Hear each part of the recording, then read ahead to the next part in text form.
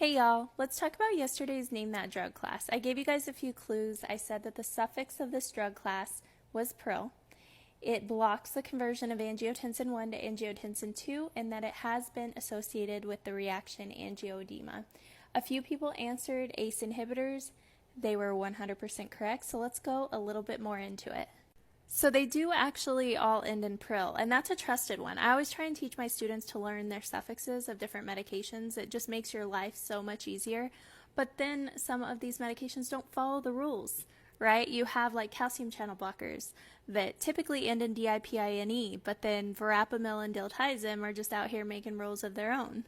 And it does block the conversion of angiotensin 1 to angiotensin 2, and by doing this, it reduces vasoconstriction, which typically reduces the blood pressure.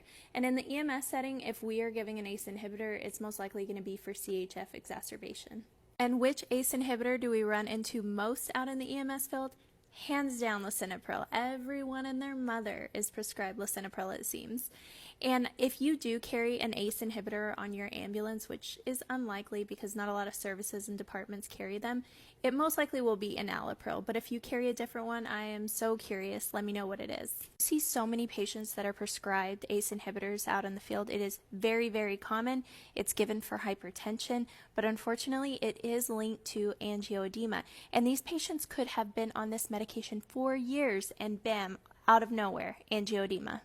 And this reaction is more common in women and people of African descent. And then the really bad news for an EMS provider is that if you have a patient with ACE inhibitor-induced angioedema, this is not allergic angioedema, so your typical treatments of epi, Benadryl, a corticosteroid usually are not effective in this case. At the hospital, they typically give them frozen plasma, TXA in some cases, and there are a couple of other treatments. Now, if your protocol says that you can give TXA in this situation, by all means, but where I live, they don't give it for that. But yeah, kind of scary.